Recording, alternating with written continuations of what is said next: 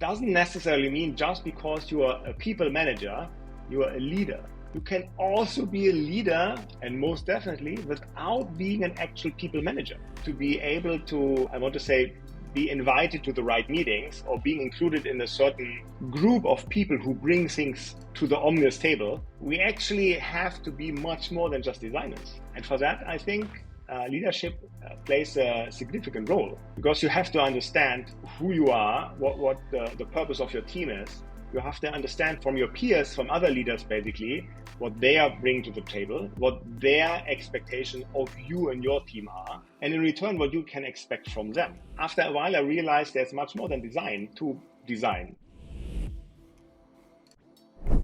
Hey friend, welcome back to Experience Design Podcast. I'm your host V, and I have this next awesome guest, Wolfgang Bremer. And Wolfgang is a design executive, a thought leader, a veteran, and award-winning designer, and has led large design teams and design organizations. You already saw some previews in the beginning of this podcast, be it you listened or watched it. We're going to deep dive into those topics. We're going to look into what design leadership entails, the challenges, the dealing between the icy work and that immediate accomplishment, and lack whereof if you are a design leader, because you are very much abstracted and you have to wait so long to see the results, and how Wolfgang deals with that, how he manages that. It's really, really interesting. There's also a lot of a talk about the transition between IC and management routes, the principles of design leadership, especially at that high executive level that Wolfgang is at. There's a lot more in this conversation. I hope you enjoy this. If so, make sure to share it with a friend, because that certainly helps. And without further ado, do enjoy.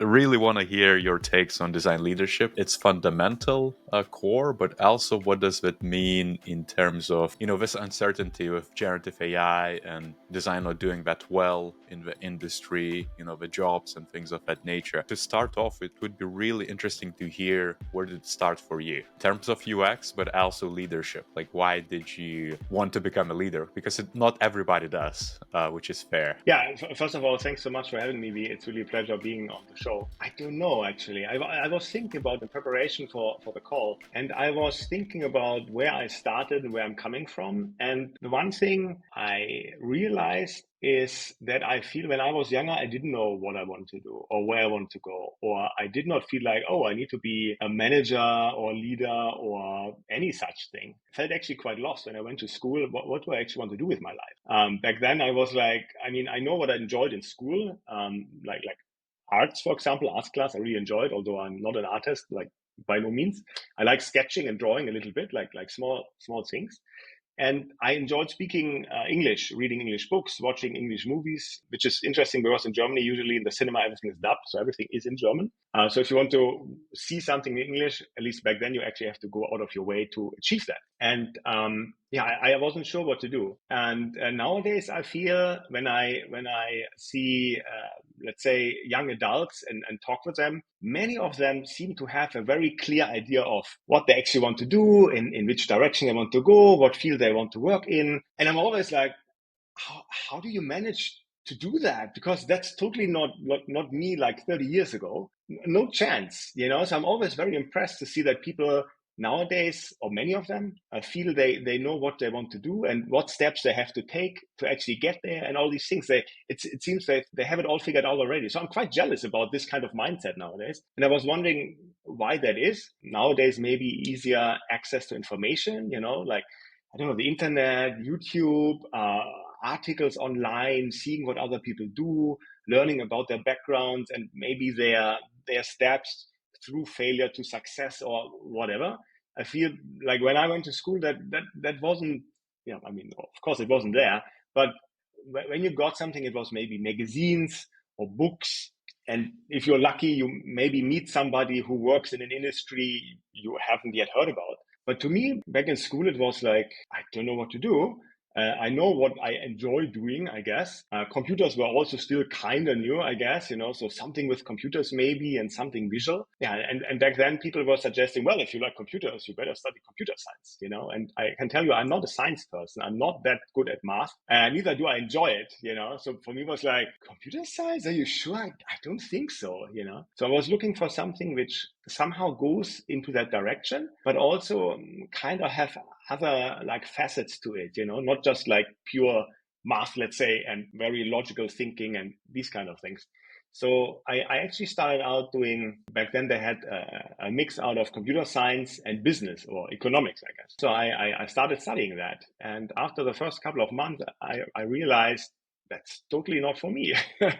I was sitting in the lectures, and it was really interesting things, but I simply couldn't make the connection between what was being lectured and me seeing myself applying these things, like to what job comes out of knowing that, like very theoretical, high level things, and I was like, I don't know. So in the beginning, it was just like a little doubt, and after a while, it's like, yeah, I don't think that's the right thing. I was thinking about what do I actually want to do. And after a week or so, I decided, I'm just going to send a bunch of emails to a bunch of small agencies in the city I lived, just ask them, hey, do you maybe have the opportunity for an internship? Maybe just get the foot in the door, try to see what you're doing, how you're doing it. Is this something more tangible? Because I'm a tangible person. I need to do things and I need to somehow see an outcome. And best, these things somehow connected. Yeah, I got an email back saying, well, actually, we don't have a spot here, but at our sister agency, you should talk to them, which is what I did. And they said, sure, and I started doing an internship there for a couple of weeks, which turned into a couple of months, changed my mindset overall and helped me to decide I want to do something what they're doing there, which of course also uses computers. It's coming full circle kind of to a degree, but it felt more tangible because the stuff you would create, you would actually see at the end. And even if back then it started out with like, I don't know, like letterheads, business cards, maybe folders you give when a salesperson hands out a sales offer, like these kind of things or advertisements. So mainly print things, right? But you had something in your hand after, you could touch it, you could look at the quality, and it was something useful. You would close it, put like a folder, put your stuff in and hand it over. It had its purpose.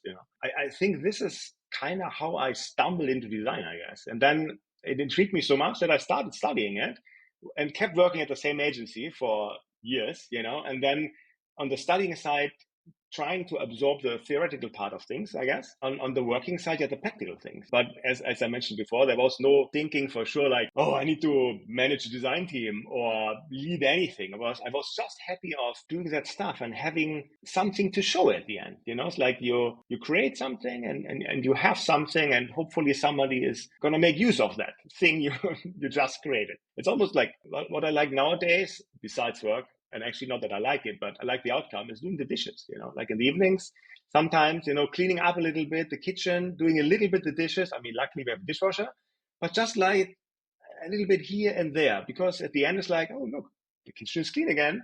No stuff is lying around. It gives me the feeling of, well, almost like achievement, like you actually did something. Whereas sometimes at work it's like, well, 8-hour meetings, great. What did I actually do today? I don't really know. That's what I want to dig into because when you were saying about you enjoying making things, and I have the same kind of observation, I guess, where we got into UX because we loved the craft, right? Like because we loved to make something for other people and see that it brings some value. But if you get into leadership positions, inevitably abstract yourself. Like you have to now deliver that stuff through others. And depending on how big is design organization, it could be massive. You might never be involved in the detail. It's just the nature of it. It's a funny example, but is this you kind of balancing it out, or like how do you get your fix ultimately of making things? Yeah. I mean, it's not that bad, right? But yeah, yes, to a degree, right? So I'm trying to balance things out, as you said, not necessarily with doing the dishes, but this feeling of accomplishment, just as you described it, once you start abstracting yourself from I don't want to say from the actual work, but from the hands-on work, like the hands-on design work, let's say, it becomes more difficult to have this feeling of accomplishment, I find, because very often there is no like deliverable in the end where you can say, and this is what I did today or the last 2 hours. It's almost like an automotive where everything takes like years and years and years, or hardware products, years and years and years, something to ship. And here's the outcome, but you don't necessarily have this feeling along the way, depending on how long it takes and how it goes. But I think what's important is, and I was just thinking about that, there's this book by Peter Merholz about design orgs, and that really resonated well with me because it not only abstracts like the work of a design manager or design leader, but it shows exactly what your work actually entails, right? It's not that you create the designs, but you basically create an environment and teams and all these puzzle pieces coming together for other people, designers and more, to be successful, and it's a much different puzzle than just doing hands-on design work, I would say, because I would almost argue that when you do hands-on design work, you hopefully have, let's say, all the necessary input from users, from stakeholders. You have like a certain area you're working on, and you know what your goal is, and you kind of know what the steps are you have to take to get to that goal, and you can probably already know or guess how much time you will need to get to that goal to be able to deliver something. But I think when you have so many bits and pieces coming together, from design orgs over politics, over stakeholder meetings, over even tool questions and other things, there's so many things, like such a big variety of puzzle pieces coming together from all sides, that it's easy to lose track. And again, coming back to this feeling of accomplishment, it's like, yes, I'm pushing all these puzzle pieces a little bit closer where they belong in the end, but it's not that I'm taking a puzzle piece and putting it right into the gap in the puzzle and it's done, but you're just nudging things a little bit closer until, because over time, these pieces turn into a completed puzzle. This makes a lot of sense, especially reflecting from my own angle too, because I remember I was talking to one of the principals I tend to manage in my previous role, and I was describing how pure management in design differs from hands-on or day-to-day IC activities. And I said that just like you, I think, and correct me if I'm wrong, it's still design, it's just a very different level of design. It's just different types of challenges and much more organizational, much more strategic. But I remember saying exactly the same thing, where I was saying it's not design iteration where I can see the results immediately. Like I had to wait for a long time and be very okay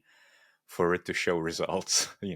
I can have a conversation and I can influence some people and I can see a tiny influence and some change in direction, but the actual results, the change in design org, could take months or weeks, or could take days. Sometimes depends how big is the challenge. But follow-up question to that would be to you, it's like, how did you make peace with that? It was definitely a big change. And I think I want to say, now it's many years ago, I don't think I was well prepared for it, because I don't think people are aware of it before they step in the role. I always feel we are a culture of people showing or talking about successes, but not much about failures, right? So I think people don't go out and say, hey, it was really hard, it was really a struggle doing this and this. Most like, oh, it was great, it was such a fantastic feeling, blah, blah, blah.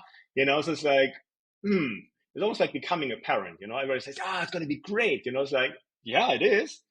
But there are also sides when sometimes it can be really make you struggle, It's definitely the same with stepping into a managerial position, I would say. I think one of the problems I had was that I didn't really have access to other people I could talk to about it, like asking for advice, what would you do in these kind of situations, which I think today can be different again with coaches and mentors and what have you. But yeah, it was definitely a struggle trying to understand what my responsibilities really are and what things I should be focusing on and what not. Trying to extract myself from actual and see that that's the problem, right? I wanted to say trying to extract myself from actual hands-on work. Again, that depends, right? It depends on the role. It depends on the position. It depends on the company you're working in, on the team you're in, on the expectations, all these kind of things, right? Like often when I'm in a managerial role, I don't do much hands-on work anymore. And I have a feeling it's the same for many, but not for everybody, right? I have read job profiles where they explicitly say, no, it has to be like 50% hands-on because we really want you to be involved, which can make sense for sure. It really depends. But yeah, so in my roles, it was mainly hands-off, and then trying through others, through talking to other people and influencing stakeholders, I guess, and team members to achieve things and have them work together to do the hands-on work. But it was always, especially in the beginning, it's like slap my hand, like myself on the wrist, like, oh, stop doing that, stop telling them what to do, rather nudge them a little bit, ask questions, and not like, oh, do it like this. Like I'm not a micromanager, and I'm usually not a fan of one either. So it took some time to extract myself from this way of thinking, I want to say. And I think it was complicated as well to establish the new kind of thinking in the sense of, okay, what should I actually be doing? How can I actually influence other people? How can I plan this? Because of course, as a hands-on designer, you also plan how you do your work, and you structure your next month, week, day, whatever, right? But I almost feel as it's when it's less hands-on, it becomes more forward-looking, like over a longer period of time. Like what team do I have? What are we working on currently? What will be coming towards us in the next 6-12 months? Do I have to scale the team? Do I have to ask for certain budgets? Do we have to get together in person? Do I have to ask for what a travel budget and these kind of things?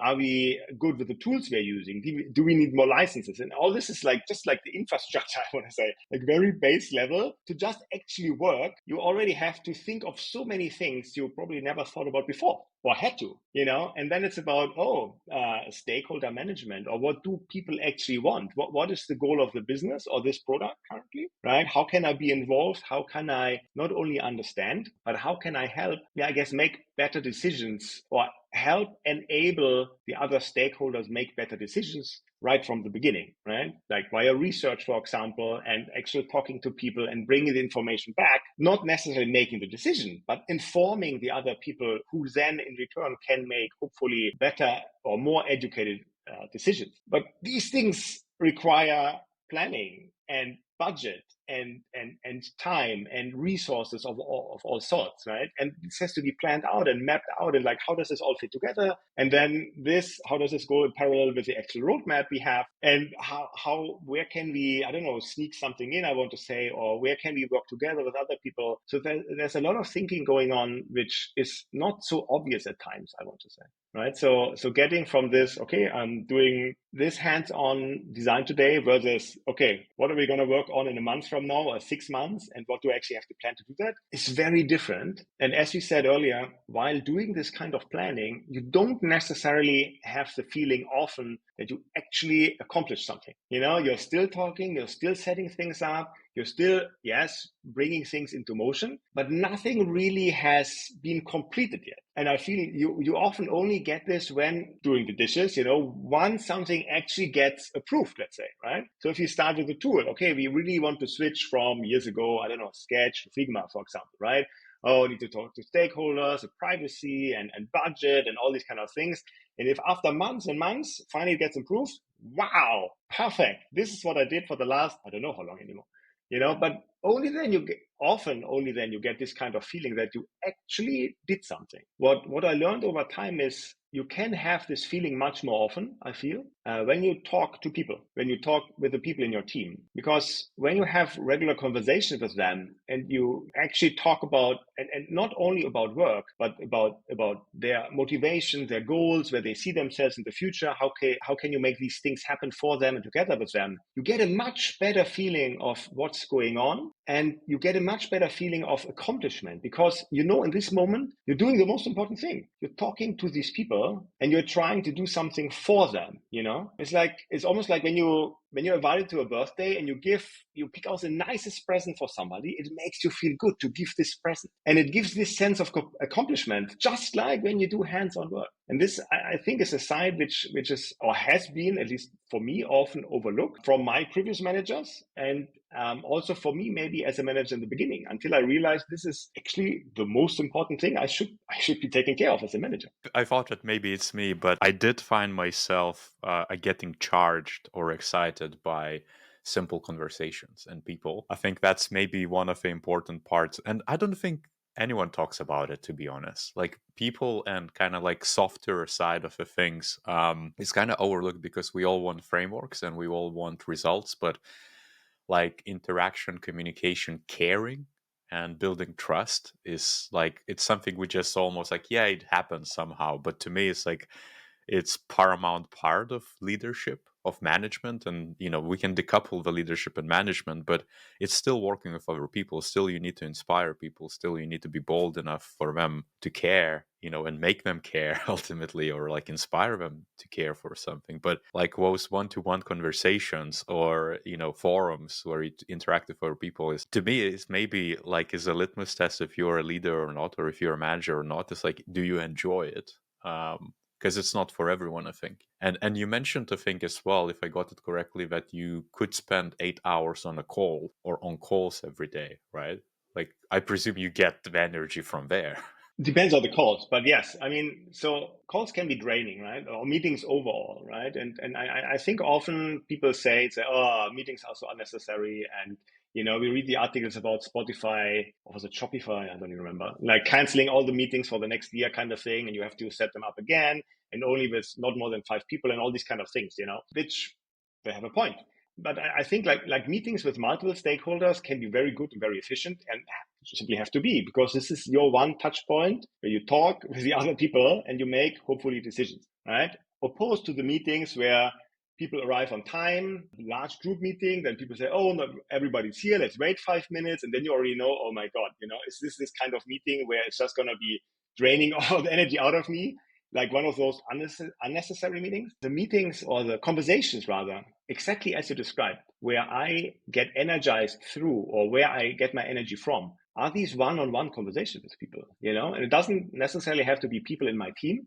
It can be other stakeholders or even a mentor, to get a fresh perspective, to get some kind of input, and I often, pretty much every time I come out of these meetings and I walk through our place, like, oh, that felt so good, I have to basically walk off the energy. I cannot just jump into the next call kind of thing. I have to process what I just heard and learned, how they helped me, how I maybe was able to help them. But this kind of, I don't want to say like warm, fuzzy feeling, it's just like after doing, I don't know, sports or athletics, you feel energized, although you just did something which should have drained you, I guess. But you come out with this motivated feeling and full of power somehow, and this is really something which helped me to understand that this is actually what leadership is about. Like to a very large amount, you are helping others, others are helping you. This is where you get your energy from. And it's important to have these kind of conversations, because I think usually humans are bad at communicating. We speak different languages. We use different words for different things, and it's just really hard. And especially, I want to say nowadays, I tend to work remotely, which I love, but it makes things harder even, because you're not in the same room. You cannot just simply drag somebody from the hallway into a room to a whiteboard and start sketching and talk about something. It's harder. So I think even more nowadays, it's important to take the time to actually have these kind of meaningful conversations, and not necessarily going into a meeting with wanting to have a specific outcome. I mean, that for sure as well with stakeholders, but when I talk about one-on-one meetings, I just want to know, like, how's the person doing? Are they in the right spot? Is there anything I can do for them? Can I make their life easier? And in return, they make my life easier, because they will hopefully be in a better spot with an easier work life, which makes them more successful, right? And if you put all these bits and pieces, I want to say, into place, and you make more people around you successful, then you naturally make the organization, the company, and with it yourself more successful, because things just become more well connected, running more smoothly, I want to say. But unfortunately, often this is forgotten. It's like, hey, we have a deadline, we have to finish this by like whatever, 2 weeks from now. People are in the background, the work is in the foreground. How can we get this done? And I get it. I understand, like most companies are for profit, obviously, right? But we too often, I find, forget the person behind doing the actual work. It's actually a person. They woke up this morning, they probably have kids at home or not, or alive or whatever, right? They come into work and now they're supposed to shed everything and just focus on this work. We are humans. We can't do that easily. And I find we too often forget about this aspect of us being humans. It's like, this is who we are. We bring us to the table. We're all different, which is great. But we have to enable the people, to be able to be their best selves, no matter if at home or at work. We have to help them so we can basically, be successful together. Yeah, that's such a great point as well, because I think we as designers, we tend to rave about empathy for our customer and user. But one big lesson I learned actually not that long ago too, when I started managing, I learned those lessons kind of along the way, but it's not just empathy for the user, it's empathy for people around you. It could be peers, it could be your boss as well. You have to empathize, because something we just don't think about enough, I think, is like we think that we are the most complex person in the world because that's all we know. That, our thoughts change, our moods change, but so does everyone else. and Absolutely. and if you come together with 10, 20 people, and maybe you're managing even larger design teams, you understand that it's a team of teams of super complex individuals who have to kind of switch in this specific mode to achieve this specific thing. And that's where that interesting challenge happens, I guess. But as you described, I guess, this focus on other people, like, would you say your, I guess, leadership style, could it be summarized as servant leadership in a way? Or like, what is your leadership style, I guess? Yeah, no, I think servant leadership is pretty much the style I'm doing my work or being a leader. I'm pretty sure it changed over time. I'm pretty sure I started off with very focused on craft. It's like very focused on, oh, this is a product. We have to be really good designers at what we're doing. And the same count for myself. Before I became a manager and as an IC, I want to be really good at what I'm doing. And I tried to identify areas where I had to improve, right? So I was trying to work on that. But I think as a manager, especially in the beginning, it transitioned over or it moved over, focused on the craft, moves over to still being focused on the craft, even if you're kind of removed. And which is fair, right? Because this is what the role kind of is about. But of course, there's more to it than just that, right? It's not just about being in meetings and telling people, oh, change the corner radius to this, and makes it look nicer, kind of thing, right? Like focus on these kind of things. But it's much more about how is this becoming an overall good experience, not just a good looking design. How is this becoming an experience for the end-to-end product, basically, right? How does this work? Why does this fit in? And I think after a while, I realized there's much more than design to design, right? It's like what we touched upon earlier. It's like stakeholder management, talking about people, and especially understanding the business. Why are we doing all of what we are doing? How are we doing this? What is the way forward? What is the long-term roadmap? What is our actual like North Star kind of goal? How can we get there? And how can design support? All we designers want is not just making things pretty. We want to do the opposite, basically, right? By that, I mean, we want to be able to involve early, to be able to inform other people so they are able to make better decisions, as I mentioned earlier. But to get there, to be able to, I want to say, be invited to the right meetings or being included in a certain group of people who bring things to the omnious table, we actually have to be much more than just designers. And for that, I think leadership plays a significant role because you have to understand who you are, what the purpose of your team is. You have to understand from your peers, from other leaders, basically, what they are bringing to the table, what their expectations of you and your team are, and in return, what you can expect from them. So there's a lot of abstract things going on besides just focusing on make sure that the outcome of design is great design, but it's much more educating other people about what design is. It's much more about making sure that bits and pieces fall into place in the right way at the right time. And for that, a lot of conversation basically has to happen. Sometimes, depending on the place, a lot of politics have to be played, unfortunately.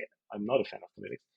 Like these kind of things. And while doing all of that, you can for sure not forget your people, right? The people, as you mentioned earlier, the people who are there trying to hands-on do all these things from research over creating mock-ups, doing writing, content design, motion design, like everything somehow coming together, and this always under constraint of time and budget and more important things, or what other shorthand stakeholder requests, right? So there's a lot of stuff coming together. So I think as the leader, you have to make sure that you don't only shield the people you're responsible for from things which are not important enough at this point in time, on the one side.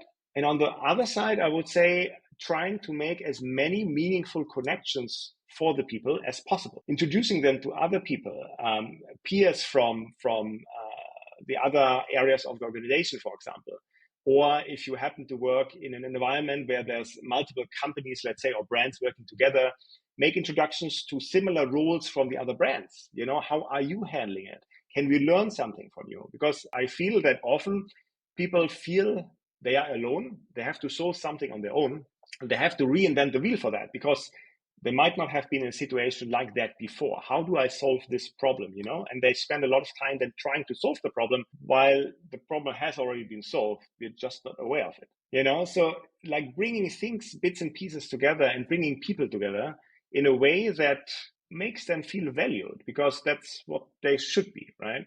I mean, in the end, we try to hire the best people for them to do the best work. And then often we pretend to forget about the people and just focus on the work. So what's the point of that? So to me, it's important to ensure that these things come together. Like people on one side, design craft on the other side, product on one side, the business overall, the communicating part, stakeholder management, politics, infrastructure as the baseline, like tools and like design ops, and all these kind of things somehow coming together in a way that you feel you're doing the right thing for your people, you're doing the right thing for your org, the product, the company as a whole, while still trying to nudge people inside and outside your org in the right direction, right? And yeah, that can be really tough, because I think it's almost like Dr. Jekyll and Mr. Hyde, where you have to wear different hats at different times, right? Sometimes you have to be, as you mentioned earlier, show a lot of empathy, which is absolutely right. And sometimes you have to be the guy where you really have to push people hard. Often, unfortunately, stakeholders outside of your org, to actually, I don't know, please invite us early, let us please do some research first before we jump into this and spend so much money on building this MVP. Can we at least talk to some people, to ensure that we're going the right direction, and nudge people and educate people, So sometimes you have to be very understanding, and sometimes I feel you have to be very pushy. And these things somehow come together, right? Have you seen the founder mode, which is a label which has been taking off, at least on X or former Twitter? Oh, sorry. Yes. Founder mode. Yeah. Yeah. From Airbnb and stuff. Yes. Now. Yeah. Yeah. So I think Brian Chesky, Airbnb, is everyone who is just kind of sparked this big discussion, and everyone was like, yes, founder mode is the real deal. Like, you just ignore everyone, you're a micromanager, you go into the details, you become hands-on, and that's what makes you a good business leader. But I think some people called out that, what about the leader mode? There is also, I think, a manager mode, or so to speak, and manager and founder modes are being almost like put on the scale, trying to kind of evaluate it, but leadership mode was a bit missing. And I'm curious to hear your thoughts overall on it. I think the situation often is that, especially on Twitter and threads and so forth, there's always these small bits and pieces, right? I mean, sure, it's more than 180 characters by now, but it's like this snippet of something, and then people jump on it and spread it, or they oppose it, or, and then it becomes a giant fight of sorts in a hopefully funny way. It's true and it's not true, right? As always, there's always a little bit of truth to it. I've been working in companies where management or the CEO, let's say, was very removed from things, and you could tell it wasn't going well. I have been involved in companies where the CEO was very involved, in many decisions, which also didn't go well. Yeah, so I think it really depends. You like with almost everything, you have to find a healthy balance, I would say. Right? I mean, if you run a company of a certain size, it's doubtful to me that you as the CEO can make every single decision. Then you just become the bottleneck. So Airbnb is not a small company. So I'm doubtful that Brian Chesky makes every single decision. To a degree, it makes sense, right? Especially with important things. But then the question is, where do you distinguish between what is important now and what is not? And I think it very much also depends on the culture and the company, like the people you have there. If you think, for example, of Apple as an example, they tend to have products which seem to convey a really good user experience. Do they have the most designers? Probably not. I think for Yeah, them, their designers are very different too. the mindset is Um, different. People yeah. care about the products, and not just design cares about the products. It's like everybody, I would assume an engineer over there would very much think about loading times, for example, like very basic thing, right? Because it obviously affects the experience. You don't even have to think about like things like, does the CEO have to approve anything here or there? When people, I don't know, I don't want to say just click, but when the mentality or the baseline of a certain mentality is there, it's almost like, well, not almost, it is a common goal, because in the end, you want to ship a product which has a really, really good experience. And for Apple, most likely a superior experience. And how can you make this happen? You can only make it happen if you work on every single level, and every single person involved has this in the back of their minds. Otherwise, it's not going to work, I think, right? And I think it's more important the larger the organizations are. If you compare Airbnb with Apple, this is a whole different level, obviously, right? I don't want to say I'm in favor of founder mode or something, but I'm in favor of the people who ultimately make decisions are close enough to the people doing the work so they can know if already before a decision has to be made, they're involved, if things are already running in the right or not right direction. And often I find this is not the case, because people or groups or teams work on something and the ultimate decision maker is removed to several levels and not involved for a while. And then you already know what the outcome is going to be, So to me, there's a fundamental disconnect already then, which should be addressed instead of saying, oh, let's all go founder mode kind of thing. Right. And I So, think it's also, actually, I think the origin of founder mode was by Rob Graham, who's the YC founder, and he wrote a blog post, and it was actually focused on startups, which kind of makes sense. I'm sure you would agree that that's where you need to be, like that's the only thing you can do if you're 15 people. Like everybody's is in everybody's business, really. Everybody wears each other hats. You are basically there to survive, but I think, not to get bogged down on Airbnb, I think they're way too detached. They're way beyond startups, beyond scale up. Actually, it's a corporation at this point. If you look at the numbers of employees and so forth. But yeah, I'm totally with you. I think one thing which I wanted to kind of highlight as well, just to add to what you said, is the need of a skin in the game. I like the book from Nassim Taleb, uh, labeled Skin in a Game, and it really is a good leadership book too. You want to have a leader who has enough skin in the game, or who cares enough, or who is involved enough, or shortcomings would be affected by the result of this project or this effort, this intervention. The same way it applies to politics, let's say. I don't want to go there, but let's say you want to elect someone who has enough skin in the game within a community. Like, you don't want a leader who has no idea how this specific problem should be solved. That's kind of like the thinking of it. A lot of the design tends to report to other leaders than design. That's just a positioning. So I think in the end, no matter what function, they will all report to somebody who is not of that function, right? So if you think about a CEO, if you're a designer, the CEO doesn't have to be a designer. Even if you're C-level, you're reporting to somebody who's not a designer, right? The same for engineering or marketing or something. Even if you're C-level, you keep reporting to somebody who is probably not of the same background, right?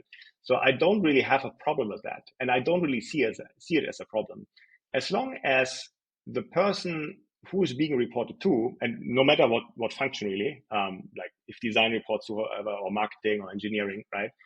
As long as the person that function is reporting to has the understanding and is open to being educated on certain things, to be able to take in information and then being able to make educated decisions, right? Because in the end, these kind of, well, the people at the end, they always have to make trade-offs, right? It's not like, oh, that's totally clear, we go this direction, there's no other choice. That is never the case. right? There's always this or that, or this or that, or a certain degree of this versus that, and blah, blah, blah, right? So I think it's important that the person who in the end makes a decision takes things with equal amount of weight, no matter where they come from, and also not hopefully biased by their own background, right? So for example, if you have a salesperson as a CEO, I hope he or she doesn't always favor the sales team over marketing, design, engineering, and so forth, right? I think that is very important. So that being said, I would love to see more companies where design is anchored at the same level as their counterparts, right? Like engineering or product or marketing and so forth. I think that it would just be fair, like in human terms, but I think it would make sense because often if a function, and now I'm abstracting again from design, if a function is not present, then the function has no say, and that can be a problem, right? And again, no matter what it's about, right? So if you only listen to sales and not the product, or the other way around, one of them will have a big problem in the end, right? Because one of them will overpromise or underpromise, and then you get something in the end which doesn't help anybody. So I think it's important for design as well to be considered more often, to be involved in these kind of important meetings and decision making, and to be able to basically make it clear. It's like, hey, we need more time to do research. We need more time to refine this. Can we please have a look at these things from this kind of angle? So the voice has to be there, and not just, and I want to say on the same level, because otherwise it doesn't work. For example, if you have product talking to C-level directly and engineering as well, but design not, you never know what you're really getting in the end, because if design is not there and they don't have their own voice, then you're always, design is talking through somebody else, and that can be a problem. In addition to that, I would highlight that often it's the case that multiple functions report into, let's say, a C-level person who, I don't know, let's say a CPO, right? Or a CTO or a CMO, and somewhere under one of those happens to be design. It might also be that under one of those people is not only design, but also the rest of product or the rest of engineering. And I can see it easily that one of them will be favored over the other. And traditionally, at least in my experience, the one being favored is the one which has been there before, which is not design. So it makes it harder for design to actually get to that point, to have that voice, right? And I think that really is the problem. But that all being said, it also very much depends on the person this group or this design leader, let's say, or whatever other leader reports to. Like, what kind of person is that person? Are they objective? Are they subjective? Are they open to getting new information? Are they open to learning new things? Are they open to change their minds? Like these kind of things. So it can also be a very individual thing, which is really interesting, because sometimes, let's say, reorgs suddenly then, I want to say, can drastically improve things or do the opposite, right? Because if suddenly that one person is exchanged with another person and that person has a different view on things, let's say, for simplicity's sake, from then onwards, things can look very different in either direction, right? So it really depends on a lot of things. But like most of my time, I have not reported directly to the C-level, unfortunately, or have been in the same position as, let's say, product or engineering. Although I would have been the highest person in design, but it was always one level removed. You were always never really invited to the first meetings and these kind of things, which to me is a problem, because in the end, we as companies, we say we want to ship great products, and we want to make sure they're not too expensive, and all these kind of things, right? We have a finite amount of budget, blah blah blah. So then why not do the simplest thing and have research or via design at the table to actually spend some time thinking about things before we start building things which might not work out in the end, because then we would have spent not only a lot of time, but also money and people's energies, and then it leads to this whole feeling of like, what am I actually doing? Does it all make sense? We're just going to throw this MVP away anyway, blah, blah. So there's a lot of things we could do better, I think, as companies and organizations, when we would have design at the table from the beginning, just to to get input in and to help others to make better decisions. Not that design really wants to make decisions, I think, but we want to educate others and say, hey, have you thought about this? Have you thought about this? Did you know that, market research shows this kind of stuff? And often it's not. Often, no matter what level I have seen, it's like often it's just gut feelings and not so much numbers, unfortunately. Actually, a couple of episodes ago, I had Christian Crumlish, who wrote a book, Product Management for UX People. Really good book, because it kind of explains the differences, but also shows a pathway if people want to get to product management. Anyhow, besides the book, what we discussed in the episode, it was, I guess, the positioning between design leadership and, let's say, product leadership or engineering leadership, because that proverbial table, it doesn't just mean that you're going to shout about user needs there. Like, you're obviously going to need to influence, but Christian's take was that you're going to have more in common with a product manager and engineering leader in terms of a thinking, in terms of a message, in terms of what you care about. It's just that you have a background of UXer, let's say, researcher or designer or service designer, or whatever you skin it. At the table, you're going to talk business. Yeah, you care about your things. Bring it on.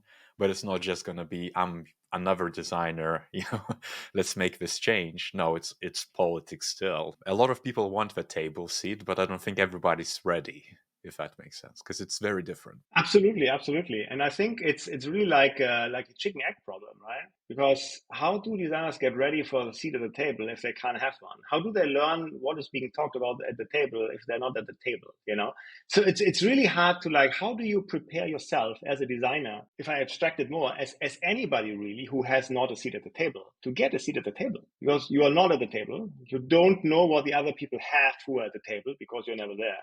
You don't know what is being talked about at the table. You don't know what you should bring to the table to be invited. So it's really difficult and hard to actually know that unless you have connections to a person who has a seat at the table, right? And you try to learn from them, what should I bring? What can I improve to be invited to the table? And as you said, most likely it's business topics, right? It's not if somebody likes this more or that. It's like, hey, we have, I don't know, important things like we have budget problems or we have a headcount freeze, or, it's like, oh, there's another competitor coming to the market earlier than we thought we can launch our product. How can we make sure that we launch the product? What is like all these kind of really business related things, which often designers or other people who don't think about it, well, simply don't think about, And I find it's not like not blaming anybody or anything, but it's just like not top of the minds of people for whom it doesn't have to be top of the mind. But that's why communication is so important, right? What you talked about earlier, I think, as well, within a company. Because often I find, or from my experience in the past, even if you have a seat at the table, there are certain things you cannot say to the rest of the company because of, implications and blah, blah. I get it. It can totally make sense. That being said, I think it's much easier to explain certain business decisions when you are actually able to say why you're making them. It's just with like bringing up kids, It's like, how can you tell them not to do certain things if you don't tell them why not? Or why to do certain things if you don't tell them why you should do them? It's very simple human understanding, right? But there we are trying to be, I don't know, protective or secretive or I don't know what. But we're not actually communicating properly, even within companies very often, for people to understand we're taking the step because of this, actually, I don't know, like this other company is already on the market. We don't think we have a chance. We are stopping development. Wow, right? But at least you give some reasoning. Or we have to speed up development because we have a suspicion that there will be another product being launched very soon. And yes, we know that, I don't know, our design will not be up to par in version 1, but we really have to get something out the door because otherwise we will have lost from the get-go. But if you don't communicate these things, how can you try to gain trust and buy-in from the people, coming back to the people, who are actually doing the work, right? Who are trying to strip off family life 8 hours or more a day to, okay, let's focus, let's get this done. If you don't have the full picture, right?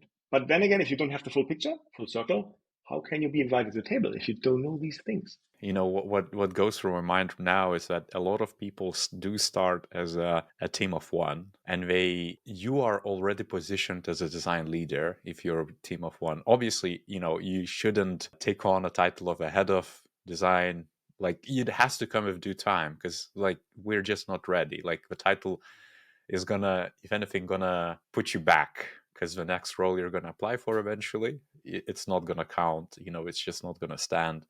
The resume is going to do the talking. But I think from more like a meta level, if you're the only designer in a company, you're almost positioned to lead. Like you inevitably, are positioned to represent that specific team or that capability. Like to what extent it gives you a seat at the table, I think it's a big question.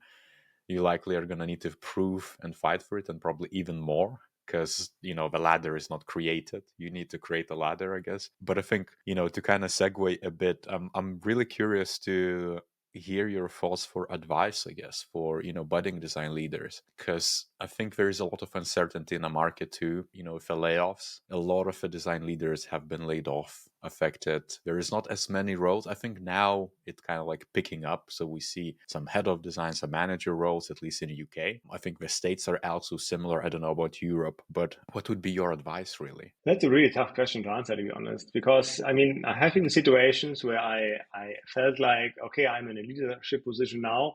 I really shouldn't go back because how will this look on my resume? And then how will this, I don't know, impact my future career, I guess, down the road? If will I always be asked why I stepped down? I also had conversations with people who applied for a role as an IC, and they have been a leader before. And on the hiring side, there's all, at least for me, and I'm biased, I'm sure, although I don't want to be. And there's always this question like, why are they stepping? Why do they want to step down? Is it really the reasons they're telling me? There's always like this a little bit of a doubt, I guess, because I have been in a situation. I feel like I shouldn't. But then again, I have been in a situation and I did. In the end, if I take a step back, I think we ideally, as people, we should focus on doing things we actually enjoy doing, right? I think if we focus on things we enjoy doing, we are naturally getting better at it because we enjoy spending time doing that. If I like the role I'm in, I would try to go for a similar role, I guess. But that being said, just because there's a head of design position you might be in and you're applying for a head of design position at a different company, the rules might be totally different. The orgs might be totally different. The responsibilities might be totally different.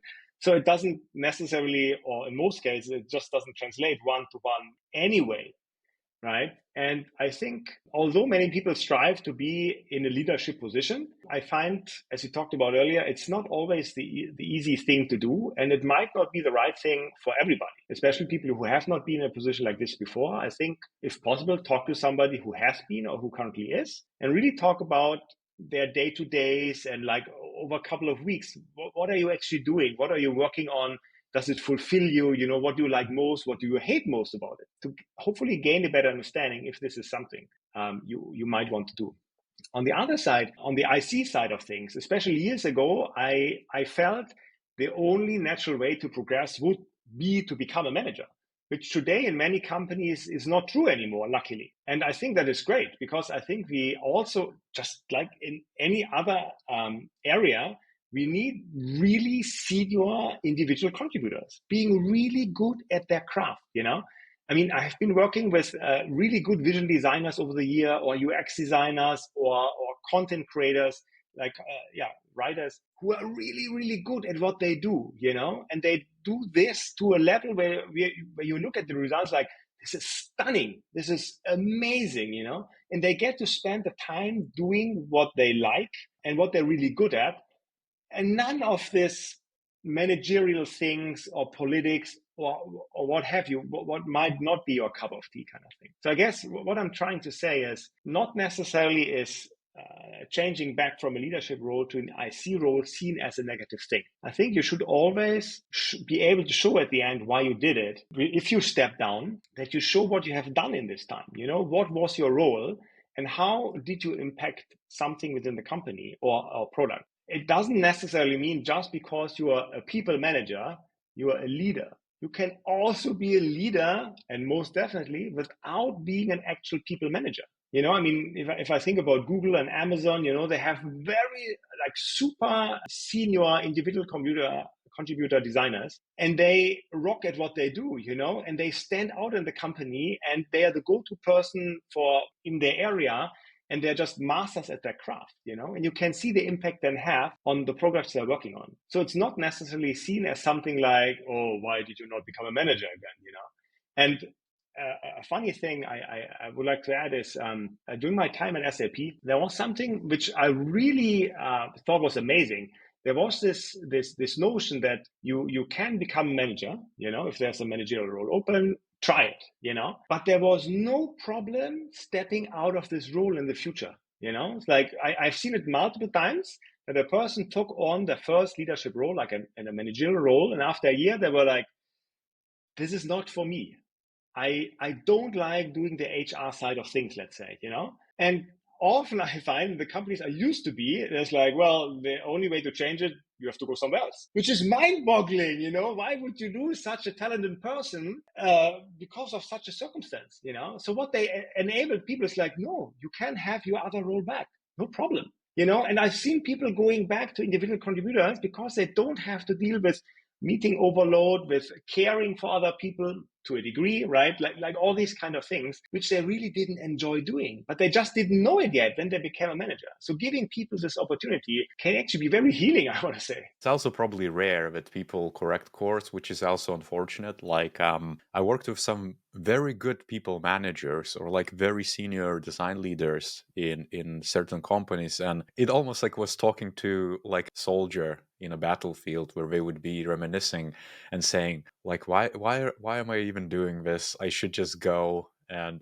do my IC work, and it would be so much easier. Like it wasn't common, but I remember it lasered in my mind, that specific notion. And now sometimes I also feel the same, that sometimes it's kind of like you kind of think, maybe, just maybe, you could kind of explore and being open to that. But it's also, I think, the new wave of very interesting design leadership positions, which I think is due to also market conditions. But there has been this wave of player coach positions, because again, there are not that many senior leader openings. The layoffs happen, so a lot of people need IC leaders, but also someone has to manage design teams and capabilities. So it's interesting themes at that. As you mentioned, to connect with other people who are design leaders, I guess, is that something you did proactively yourself as well? Actually, it was not necessarily other design leaders, but other leaders in general. So I was very lucky to have a mentor at SAP in Vancouver.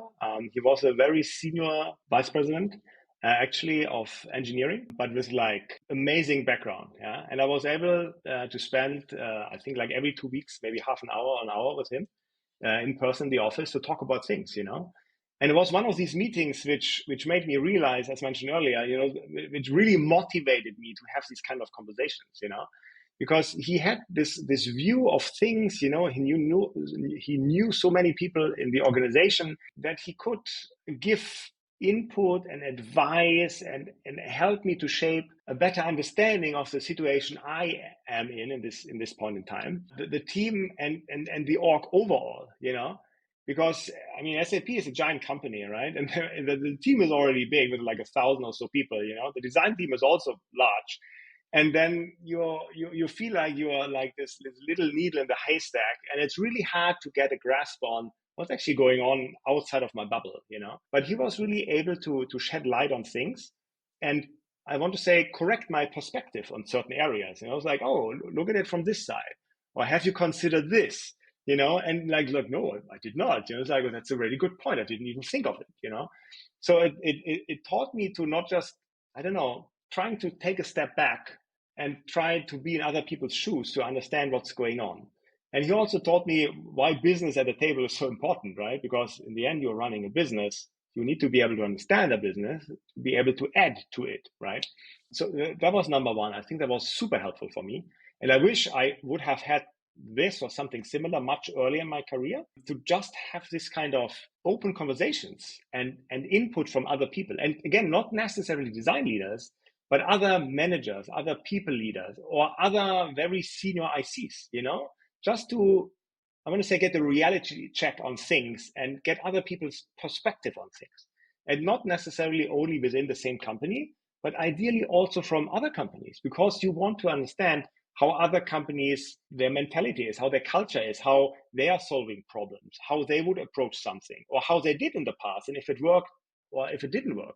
And these things you want to learn from. Again, this is similar to raising kids, right? You're trying to prevent kids from touching the hot stove because you know how this is going to end up without them having to actually experience it, right? You're trying to give and to get this kind of information. I think the other source for me was, or still is, books, podcasts, and things like Threads and Twitter, where I try to follow people who are much more senior than I am in design and other leadership roles, and hoping for them to share some content from what they have learned, and just try to see, like, how can this change my perspective? How would they handle this? And read these stories in the books they publish and so forth. Because this is one of the really good sources. And by that, I again don't mean just necessarily design leaders, but business leaders, technology leaders, because we as designers, yes, we focus on the craft, but to be better, we should not just focus on design. We should focus on everything else outside of design to be able to put the bits and pieces together, to be able to basically show, hey, I'm not just here for making things pretty. I'm here for helping the whole organization to succeed together. I cannot agree more. That's actually a message I've been also trying to share in my community and in my content. There are not that many design books. Like, if you want to be a very good strategist, you probably need to read business strategy and general strategy, perhaps even a conflict strategy and resolution, things of that nature. Like, you kind of need to expose yourself to, everything but design. Because those things are not really design related, those applied to design. So it's music to my ears. But given that we are kind of focusing on advice and things of that nature, I wonder, like, what are your takes on, is UX changing in your view in some sort of way? All the time. I mean, it's been very different when I started out. It's different today. I'm sure it will be different in the future with AI and other things. I think it changes like everything else. It gets better, and in some cases worse, I guess.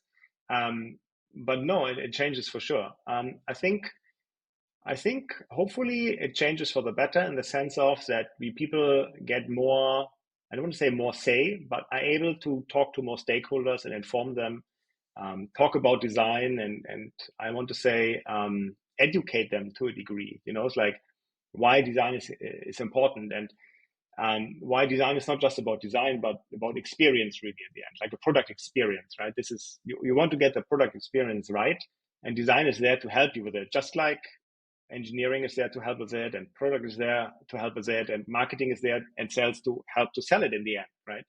So we all play our little role, and I think it's important that, and what has happened over the last couple of years, that it was easier, well, again depending on the company, but to get this time from the other stakeholders and enable them to listen. I mean, I've been in some conversations with some people who are wonderfully open to learn new things, and even admitting that they didn't know certain things, or they had a wrong perspective on design or UX or research or content or writing or any of these kind of functions, really. And it really helped them to learn what it means to be able to utilize it much more in the future. So I think if we keep up the the hard footwork in that sense, go door to door and like ring the bells and show what we can actually do in UX, and what the positive outcome can be if UX and research and so forth are involved early. I think that is one of the things which will help change things further for the better.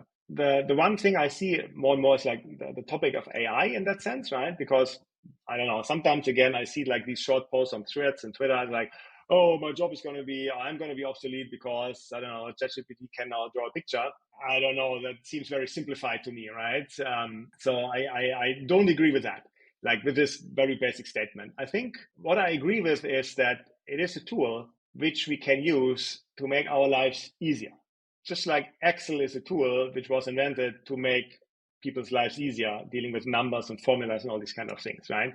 It's not that people lost jobs, I assume at least, because Excel was created. Most likely more jobs were created because of it, because of the potential it has and what you can actually now make with all this data you have in game. Think about analytics and all these kind of things, right? So I think AI or computer generated image generation, these kind of things, I think that can be very helpful to actually streamline our work and help us focus on the things we actually want to focus our work on, right? For example, yes, I'm sure I can ask a tool today to create three drafts of a website which I could show to a customer. But is that really what makes sense? Did we really think about why this information should be there? I would rather think about things like creating the designs, but then getting the help of the AI, for example, to create a deck and a structure of a deck, like a PowerPoint, where the things being put in, like as a baseline, as a first step at something, and that you have this then, and then you can fine tune it. You can create things, you can change things, you can move things around. But it maybe can help you by taking away this time consuming tasks of creating another vision deck, let's say, or another presentation. And you can focus this time you're saving on something you actually want to focus on. When you mentioned the free mockups being generated by AI, the problem is, I see, is that, I don't know, like maybe this is my gut feel projected number or something, but I think majority of the people who are in design are doing this brochure where, again, I don't want to demean it, or say it's lesser effort. Web design is a craft as well, but majority of the designers are doing this specific, craft of very static experiences, I would call it, or maybe motionized experience, but you get my point. It's quite simple in a way. It's not as strategic, it's not as service level. My concern has always been that that's probably the easiest to automate in a way. And as such, I foresee, I don't want to say majority, but a lot of those designers are not going to be needed. It's going to be up to kind of selected few to lead, to design those complex experiences, things of that nature. Am I hearing it right that you're not as concerned? No. I see it really like a tool. And I think it's also a tool not just for design, right? I mean, I'm German and Canadian, but I'm still not a native English speaker, right? So if I think about what ChatGPT can do or other tools, if I want to make sure something is written in proper English, I would not use Google Translate anymore. I would use another tool, because the outcome, the quality is just better. It still might not be perfect, but I have a tool suddenly at my disposal where when I create a design and I want to put content in, which can help me make this task better, faster compared to locum ipsum. So it gives you an advantage. But it doesn't mean that you have to give everything away to the tool. Okay, you do all the work, I go drink a coffee. I don't think that makes sense, right? And I mean, if I take a step back, I'm a fan of Star Trek, and there's this famous line in one of the Star Trek shows where Captain Picard was saying that humanity has evolved. I'm paraphrasing. We are not focusing on monetary things anymore. We are focusing on bettering ourselves. I think this is amazing. I think this is what we humans should actually focus on instead of waging wars, obviously, or doing other nonsense, right? So what better thing could there be if we can automate mundane things and actually focus more on the things that are important, where we can actually help other people? Full circle, coming back to the people, right? I think this is what the future should be, right? Try to automate things and use our minds and brain power to help others. It's kind of gonna get us back to the beginning. What sort of principles do you use? Where do, I guess, you draw a line, and where do you kick off when you need to lead? Like nowadays, the core for me is the people, really. Like I focus on the people, and everything else follows. Because I know or have learned that when I focus on the people and I put them in the right spot, they can be their best selves, they can do their best work, everybody wins, basically, like, to put it very simply. A big part of this whole leadership thing or being a manager is trust, right? So for me, it's like I've been in situations where I came into an organization, I inherited a team, and everybody's skeptical, this new guy coming in and so forth, which is all fair, right? And I think the way for me to handle situations like this is, again, via people and trust, get to know the people, try to understand why are they where they are currently, what are they happy about, what are they frustrated about, what is not going well, what can I help improve, what can they help improve, but for some reason they're not doing it. It's like there's a lot of conversation, I think, which has to happen to understand how I as a person can actually help. And nowadays, I don't think it's by me designing something. It's more like enabling others around me to do great stuff. So I think that nowadays is the baseline for me. As I mentioned before, I'm not a fan of politics and trying to, I don't know, gain people's trust and like all these kind of things. To me, it's like, hey, come on, we are sitting in the same boat. We're trying to ship a product together, no matter if from what area you are from, engineering, product, marketing, sales, I don't know. But we are all in the same boat. We're trying to ship a great product with a great experience that hopefully the max amount of people will pay money for, right? Because for most companies, this is how it works, right? And even if the other side doesn't like to work with me or the function I'm representing, it doesn't really matter because we still have to be able to work together. So why not try to make it as good as possible versus blaming each other for certain things or fighting over certain things and these kind of things. And I don't know, I must say, I've been in situations where one team keeps blaming the other and vice versa. It's like, oh, engineering didn't do this. Oh, design didn't do this. It's like, what's even the point of this? Sometimes I shake my head and I was like, why is this even happening? It's not even about responsibility or accountability. It's about we are trying to build something, we're trying to ship something. And there are certain outlines we have to like move within or work within, like time, budget, amount of people, these kind of things. So how can we make sure that we make the right decisions in time?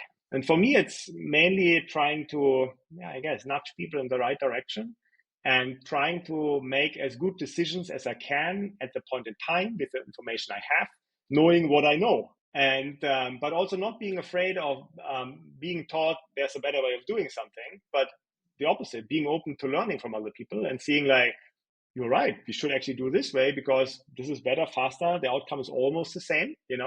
We as designers might notice, but the customer probably will not know that there might be a slightly better way of doing it in that sense. I know we designers, or we tend to be perfectionists, I want to say, in certain regards at least, and I think that can be an advantage, but it can also easily become a disadvantage.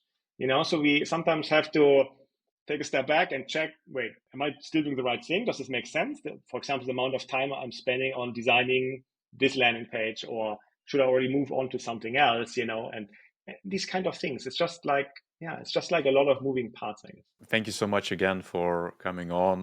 Where is the best place to guide people to find more about you or engage with you? Yeah, I think in the past I would have said Twitter, but nowadays I'm not using it much anymore, sadly. Nowadays I'm mainly on Threads at Wolfgang Bremer.